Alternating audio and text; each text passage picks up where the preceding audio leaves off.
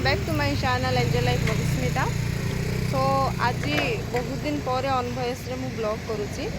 आज आम गोटे बहुत बढ़िया जगह आसचु, सेटा होची माँ शीतला मंदिर आसचु पूजा तापर आज आमर शीतला पूजा सरला परे आमे जीवु होची शनि मंदिर। तो चलतु आज ब्लॉग को ये स्टार्ट करवा बन की बैक कैमरा करके फ्रंट रे पूरी चुल मुखिया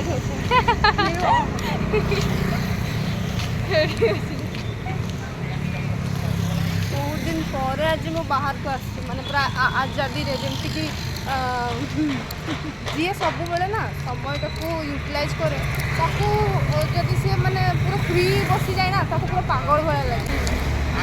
फॉर एग्जांपल हाँ कि अढ़े मास धरिकी मुझे कड़े भी जाइए खाली हस्पिटाल घर हस्पिटाल तो फाइनाली आज बहुत भल लगुच आसिकी बुलाबुली माने फिल हो कि ना मु ठीक अच्छी सुस्थ अच्छी असुस्थ थाए ना देह से बहुत खराब लगे कि माने बहुत फिलिंग्स सेयार कर हेनी बहुत खराब लगे मुझे पतला आज भी सब इंटरेस्टिंग कथा बेंगल्स पिंधि पूजा से पूरा कि मधु आज बेंगल पिंधि कौन भाई मु कौन चूड़ी पिंधि पारि केवे पिंधि आज देखिए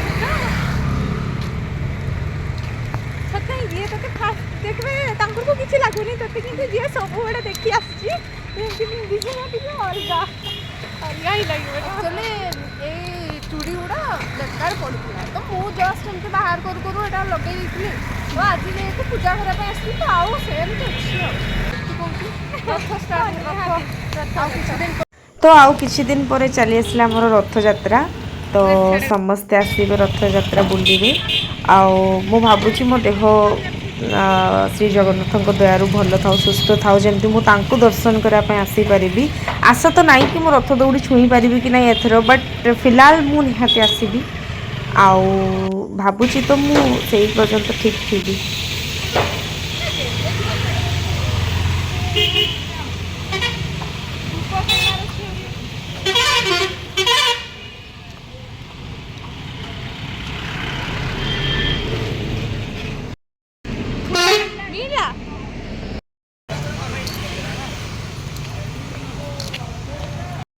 रथ काम स्टार्ट हो गला आउ किछि दिन पर रथ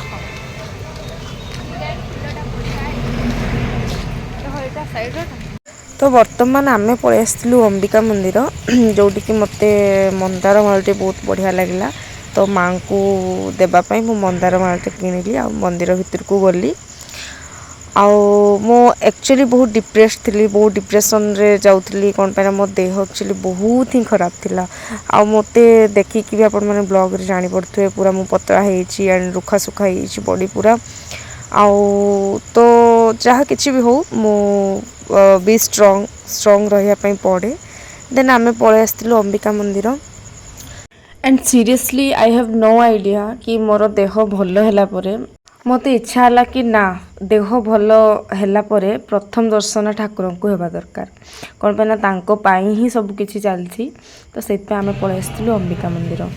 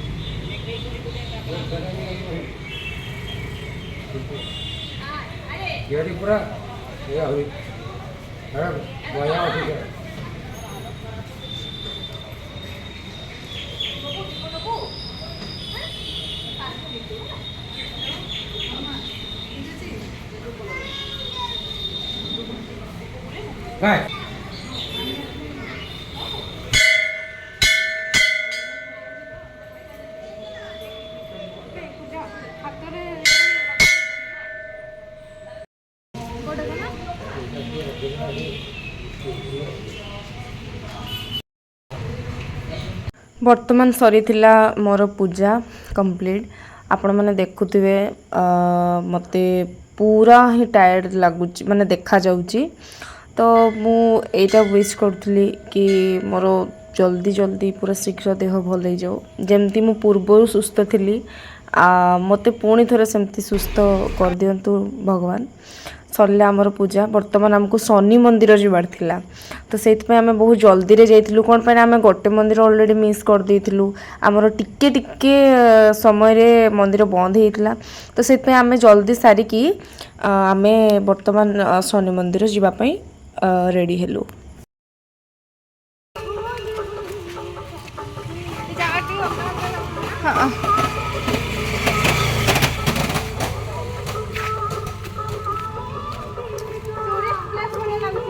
ହଁ ବେ ବଢ଼ିଆ ଲାଗୁଛି ନା ଜାଗାଟା।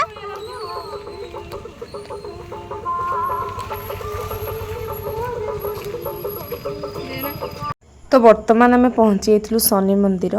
ଆଉ ଖରା ବହୁତ ଥିଲା, ବଟ୍ ମୋର ପେସେନ୍ସ କି ମୁଁ ଆଜି ଦିନରେ ପୁରା ଏତେ ଜାଗା ଟ୍ରାଭେଲ୍ କରିପାରିଲି। ଆଉ ମୋତେ ବହୁତ ଖୁସି ବି ଲାଗୁଥିଲା କି ନା ମୁଁ ଆସିପାରିଲି।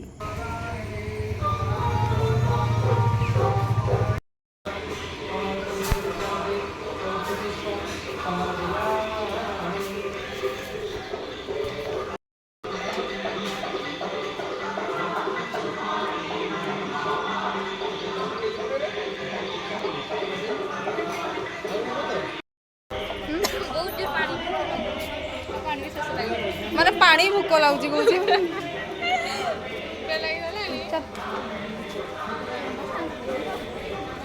ଚପଲଟା ସେଇଠି ରଖିଥିଲେ ନା।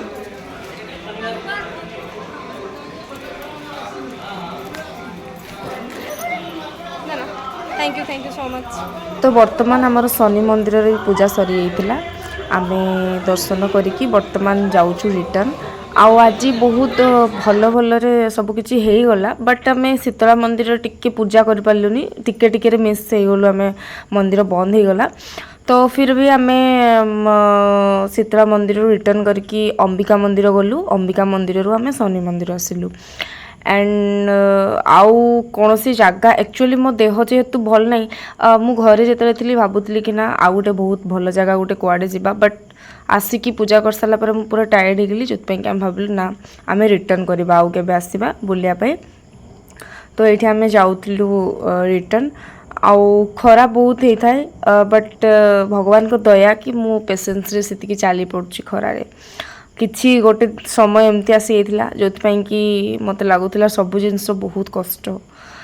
ମଣିଷ ଜୀବନରେ ଲାଇଫରେ ବହୁତ କିଛି ମିଳେ ଆମକୁ, କିନ୍ତୁ ଆମେ ସବୁ ଜିନିଷଟା ଭାବେ କି ଆମ ପାଖରେ କିଛି ନାହିଁ।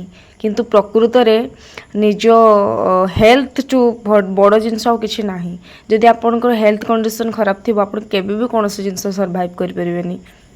ପୁରା ପେସେନ୍ସଲେସ୍ ହେଇଗଲା ଯେ ପାଣି କେଠି କିଣିବା।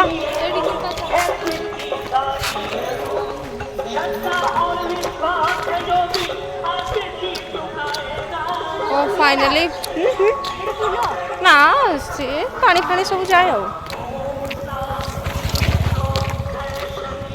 ଏ ମୁଁ କେତେ ପତଳା ଦେଖାଯାଉଛି ବେ। ହଁ ବେ ତୁ ଟିକେ ମୋଟା ହେଇଯାଉଛୁ, ସତ କଥା।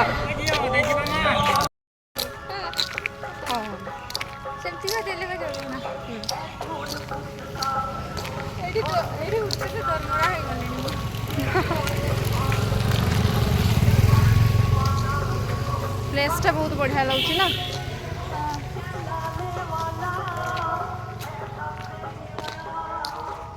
ତ ବର୍ତ୍ତମାନ ମୁଁ ରିଟର୍ନ କରୁଥିଲି ଘର, ଆଉ ମୋ ଆଖିରେ ପଡ଼ିଲା କି ଶିବ ମନ୍ଦିର ଖୋଲା ଅଛି। ଆଉ ଆମେ ଅମ୍ବିକା ମନ୍ଦିରରେ ପୂଜା କରିବା ସମୟରେ ମୋର ଯେଉଁ ମୁଁ ଘରୁ ନେଇଥିଲି କ୍ଷୀର ସେଇଟା ରହିଯାଇଥିଲା, ଯେଉଁଥିପାଇଁ କି ମୁଁ ପଳେଇ ଆସିକି ଓହ୍ଲେଇକି ଶିବ ମନ୍ଦିରରେ ଦେଇଦେଲି। ଆଉ ଏଠି ନନା ପୂଜା ବି କରୁଛନ୍ତି, ତାପରେ ମୋର ବି ପୂଜା କରିଦେବେ।